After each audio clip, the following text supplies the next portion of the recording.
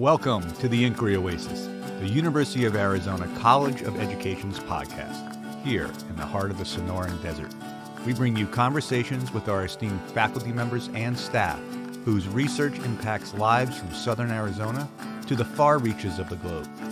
We explore the transformative power of education in this border town, where diverse cultures and ideas converge, weaving a tapestry of innovation with compassion and a sense of wonder.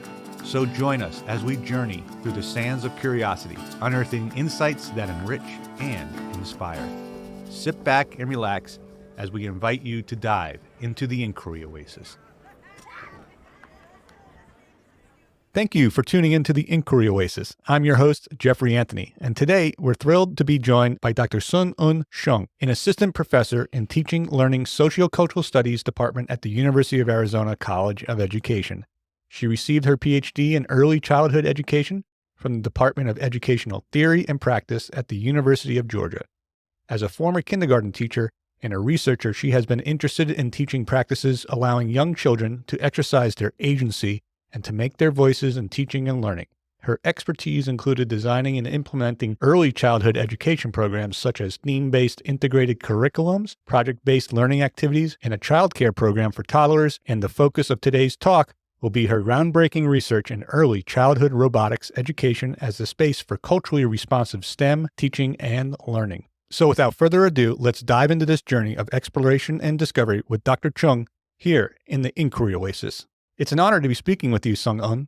Hi, Jeffrey. Nice to meet you. Well, it's great that you're here with us. And so before we get into your research with early childhood robotics engagement, I was hoping you could share with our audience a bit of your background and the motivation that has put you on the path you're on today. Yes, it's my pleasure as well to be here and in this episode. I enjoyed introducing myself as a person in early childhood education. I'm early childhood educator still, and I'm an early childhood teacher educator in the College of Education, and I'm a researcher in the early childhood education. And I earned all of my degree from bachelor, master's to doctor in early childhood education that usually target 4 to 8 years old young children. And I'm a former kindergarten teacher who taught 4 to 5 years old children. So I can say that my teaching experience is still very guided my current teaching and current research, both. So I try to briefly introduce my teaching experience. At the kindergarten that I worked was at Research One University, like a laboratory school in South Korea. It is distinguished from its strong emphasis on the emergent curriculum and the project-based approach. As a kindergarten teacher, I had never adopted others made scripted, curricula. Instead, I always had to, design my own classroom immersion curriculum based on my students' own interests and question. Of course, it was not easy for the busy kindergarten teacher to make a new curricula based on my students' interest. But however, I realized that it was my privilege to train myself well how to listen to young children's voices, ideas, perspectives, and how to practically use those voices in the curricula. So that's my teaching background. And I was really enjoy teaching young children, working with the young children, but I am a kind of lifelong learner type of person. So I always was eager to broaden and deepening my perspective and education. That's why I decided to pursue my PhD in the United States. And it was my actually turning point in my career. So I earned my PhD in the University of Georgia. In my doctoral work, I met robotics first. I participated in a series of research projects for robotic education, and that was actually my advisor's project. I participated in this project as a researcher and a teacher and curriculum developer for the program. So we provided free after-school program and Saturday program and summer program in several different public elementary school in Georgia and in a local community center that the majority of the students were African American and Latinx children in particular from the low economic status. So the interesting thing was that the research team, the members, nobody was STEM people, but everybody was the early childhood educator like me. So we basically want to provide this program for giving them just, today's toy, the robot as a today's toy, not just only for the STEM itself. Mm-hmm. So those projects led me to turn my attention to the social cultural context where young children learning with the technology. In their context, I told you we visit their local center and their Saturday program. So it let me discover the value of the practice-oriented and community-engaged research.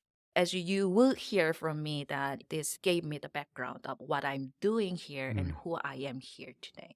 Well, that is fascinating to hear. And as someone who has a young kid who just finished kindergarten, the idea that of a teacher that would build a pedagogy around the interests of a child, that's really special. Yes, Yeah. yes.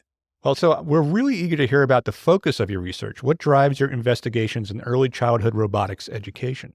Yes, thank you for asking this question. I personally like this question because whenever I introduce my research agenda, robotics or education robot, I feel like the robotic technology itself, do not too much. So that's why I always wanted to explain further why I'm using robot in my work.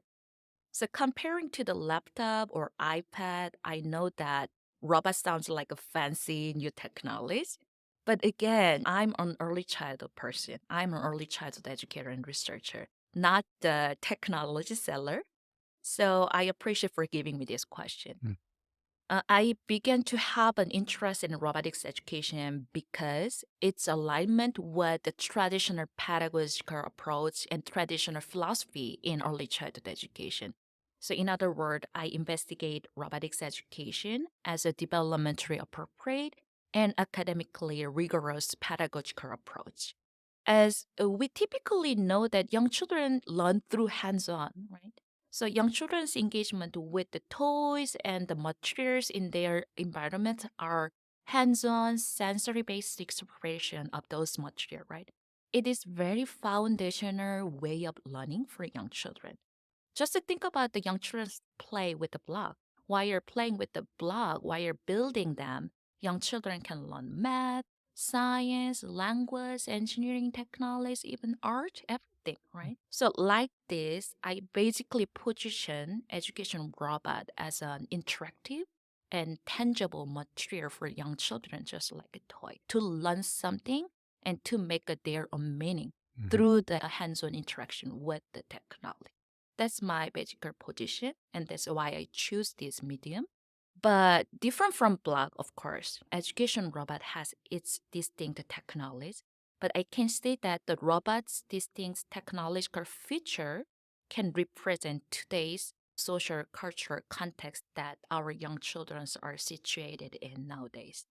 So by playing with the robot, by building robot, by exploring robot, young children can learn how to do engineering design process or how to program or how to control the nowadays the technologies. So STEM knowledge, STEM skills can be embedded in children's interaction with the robot. So I want to investigate how and what young children learn while they are engaged in educational robot. Also, I approach education robot and the contents of STEM as a young children's meaning making tool. So just like young children can express who they are, how they are doing by writing the story about their life or sometimes by drawing or by making something. So just like that, I believe that young children can construct context specific meaning of their life and express who they are by designing, building, programming robot. I know that there is a lingering concern over the use of a technologies, in particular in early childhood classroom, because as you expect, many early childhood educators and parents are concerned and afraid of the screen-based technologies that can make a young children very passive, right? However, I have a strong interest in young children's agency in the use of the technology. So through my qualitative work, I try to depict how young children use the education robot and STEM contents as an agent shaper of the technologies, not just a passive consumer who have to master the given technologies. So that's really important looking at the agency aspect of all Mm-hmm. this, because as a parent of a young child, we are very cognizant of screen time. But I think a big part of that framing is the child is not so much an active agent in Mm-hmm. co-creating Mm-hmm. whatever they're learning, Yes. whereas a robot gives agency and STEM identity Mm-hmm. to a child where they're actually creating and learning at the same time with their environment. Yes, right. So Mm. I appreciate you, highlighting the word of the children's agency in the use of the technology. Yeah. So understanding our personal connection to our work is often key to realizing its full impact. Mm-hmm. So could you explain why this research is important to you? Yes, this is a very reflective question for the researcher. Again, I like it. So I can say that my research on robotics education is important to me because it's my oriented work, in particular for young children from socially, culturally, economically marginalized backgrounds.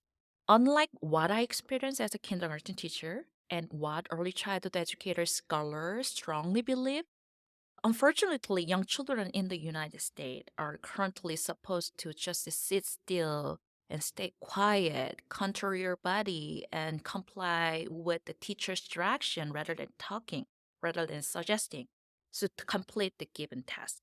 So many early childhood educators, of course, including me, have been concerned about this disappearance of the play and the disappearance of the child-centered pedagogy. I'm very concerned about the disembodiment and the rigid form of curricula in school that limit the young children's agency. So, most importantly, I personally point out that the children of color from the low income families are experiencing both technological gap and pedagogical marginalization in their classroom. So the children of color tended to have leg of support for a wide range of instructional approach like a play-based, project-based, and diverse research in school. And with the notion of quiet and compliant bodies, the young children of color are penalized for their lack of control over their body and their language other than English at school. So here I like to quote what Dr. Adair and Dr. Collegrove says. Keeping young children of color from enacting their agency at school is an act of segregation. But despite the positive potential of the education robot as a pedagogical approach and as a resource for those children, I believe that the robot technology itself does not have a direct, straightforward impact on their learning. I mean, education robot itself cannot be a panacea. It cannot be an Aladdin lamp for dramatically ensuring the children of color's early access or success access to STEM. But I'm very cautious about using robotics technology, especially for the children from the marginalized background. I mean, although I'm using this technology for those children, I'm trying not to position children from socially, culturally, economically marginalized backgrounds as less informed person who should be enlightened with this advanced technology. I believe that the simple adoption of educational technology itself cannot make meaningful outcome for children without respecting their cultural, social context and their cultural asset. So, under this context, my research on robotic education is important again to me because it is my scholarly attempt to counter the notion of compliant or quiet and controlled body over the marginalized children and bring early childhood pedagogy that valuing cultural responsiveness, children's agency back to the early childhood classroom, in particular for the children of color. This sounds similar to Paulo Freire's banking model, whereas, Yes. yeah, the pedagogy of the press, as I'm thinking of Yes. that book, it seems that you're bringing that lens to this research. Yes, I can find that connection too. That's really fascinating. Thank you for sharing your why with us. And so, bringing this back to the space where we're sitting in, why do you believe this research is important to the community here at the University of Arizona? Oh, definitely. I believe that my research project directly aligned with the mission and goal the community here at the University of Arizona. So I can say that again, practice oriented and community engagement aspect are the key characteristic of my research. So my previous and current research project are based on the ongoing partnership with the public elementary school and the local learning center, where majority of the students are Latinx from the low SASA in Tucson. So the partnership is not one-time thing. It is still ongoing. For example, I designed it and provided free after-school robotics education program to the school and to the center. And also, that program is still ongoing for every fall semester. And also for this coming new semester, I plan to visit a kindergarten classroom to provide it a play-based robotics activity on a weekly basis as a volunteer. And I will bring the material and I will bring the curriculum. Of course, I can revise the curriculum with the classroom teachers. Of course, those are basically for my research, Mhm. collecting data. But at the same time, I try to provide it direct benefit to the participant children, the teachers, and the school. And I also want to build ongoing rapport with the student and teachers in that community. So my project responsibly met the educational need of those students, teachers, and the community by providing developmentally appropriate tool and high quality STEM contents. And I try to value their local context. I try to empower the teachers with this material by providing, in particular, this expensive technology.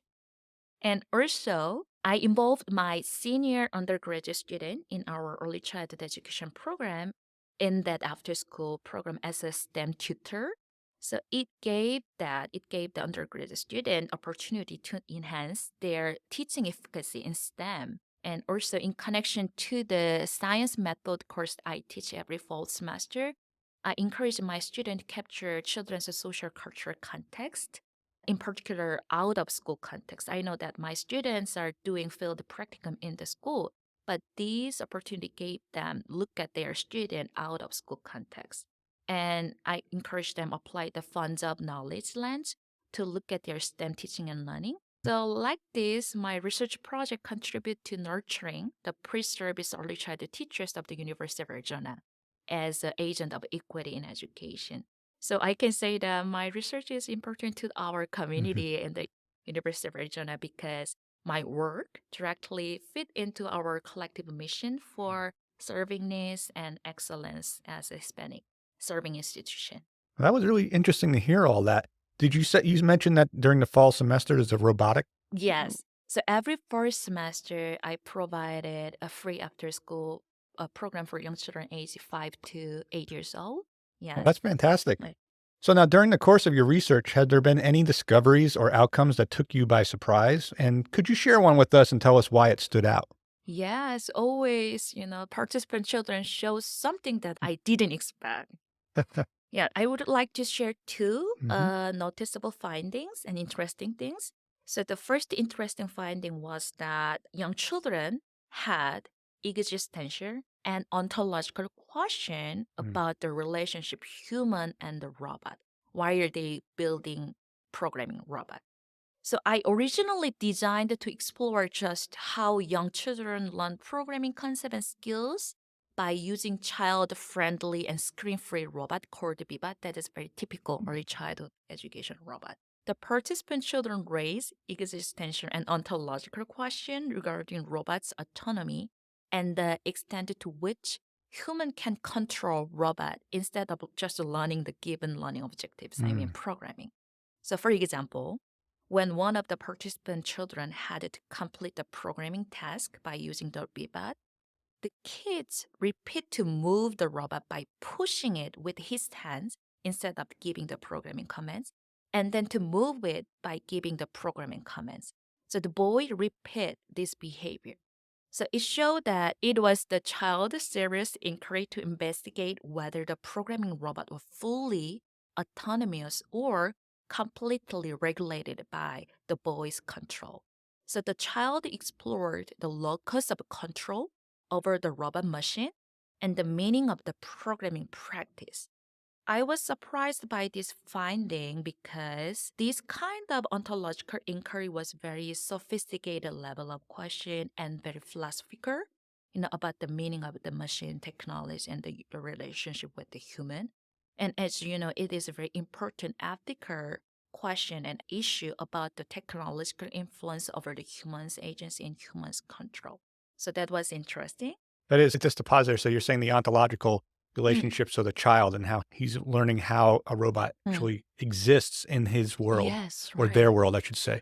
And so by pushing the robot, Hmm. there's that I have the agency of pushing it, but then Yes, there's the actual code where if I run the program, you're right. yeah, so this Yes. has a different conception of how you relate to this robot in the world. Yes, but the children are very, were very serious about that question, and that's very meaningful for me to look at. And I want to look at that part further, following up research. Yeah, I mean, they're little philosophers. Right? Oh, Yeah, yes, but that's a very important and meaningful question for us nowadays. very exciting. Uh-huh.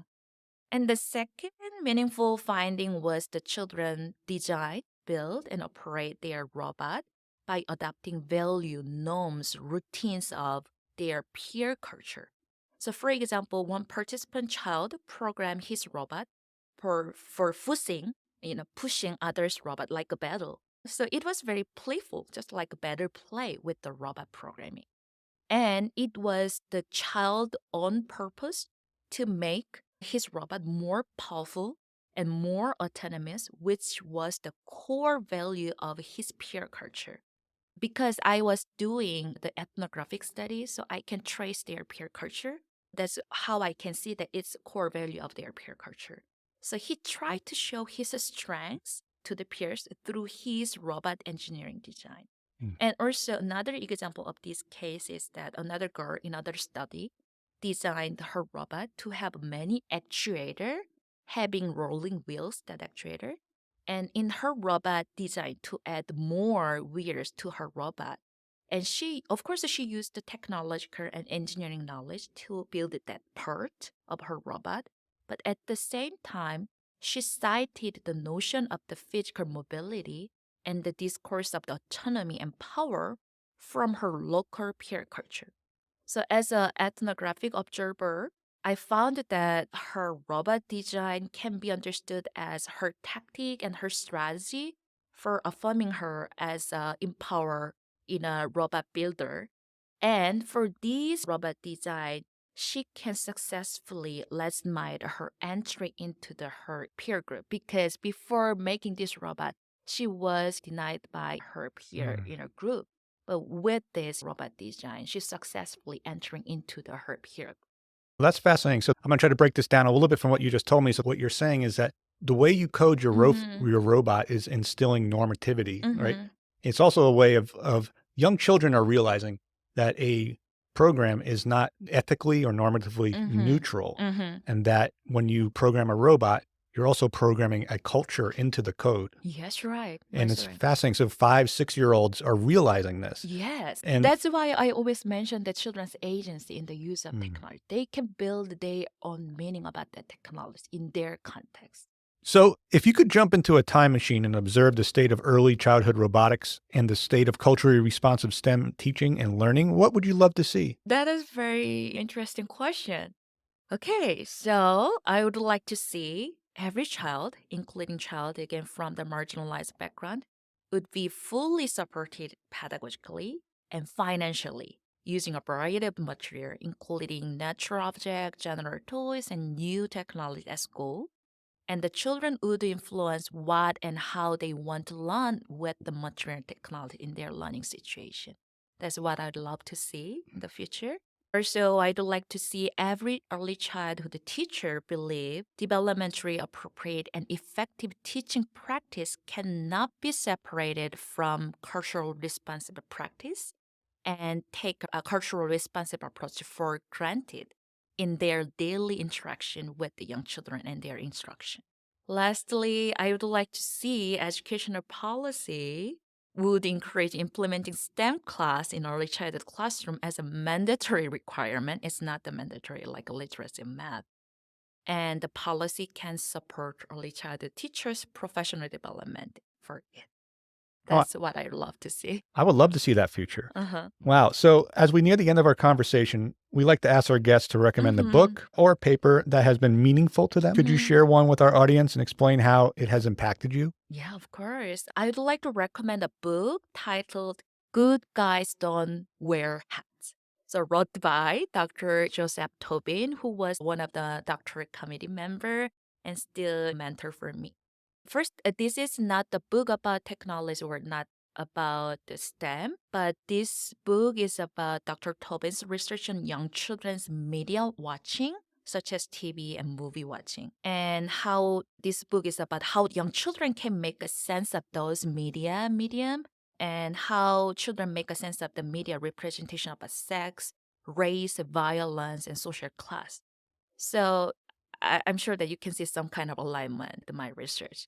This book modeled me how to contextualize young children's engagement with the new medium and how to interpret young children's behavior and utterances with post-structure theory. So this book provided me image of the young children's drawing and vignettes of video transcription.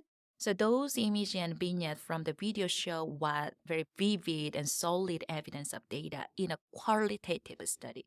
Because sometimes I feel like as a researcher in STEM education, I'm rarely use this post-structural theories and qualitative data, but this book gave me a nice model. And my work as a qualitative researcher in the field of early childhood STEM education, my work is distinguished from my application of post-structural and post-human theoretical framework and video ethnography. So if someone wants to learn more about respectful research method and tools to privilege the voice of young children and to capture young children's social cultural context and local context, I would like to highly recommend this book. Thank you for that recommendation. And well, Sung-Un, it's been a profound pleasure delving into the groundbreaking world of early childhood robotics education and learning about what drives you and your research. Your commitment to fostering culturally responsive STEM teaching and learning and drive to empower young children's voices in their learning journeys are inspiring and incredibly important. We eagerly await witnessing the continued impact of Dr. Chung's transformative work within the field. And thank you, listeners, for joining us today in the Inquiry Oasis. We hope our conversation with Dr. Eun Jung has inspired you as much as it has us. Remember, we're back on the first and third Wednesdays of every month with fresh insights and conversations. So be sure to tune in. Until next time, keep your curiosity alive and remember, knowledge is our oasis.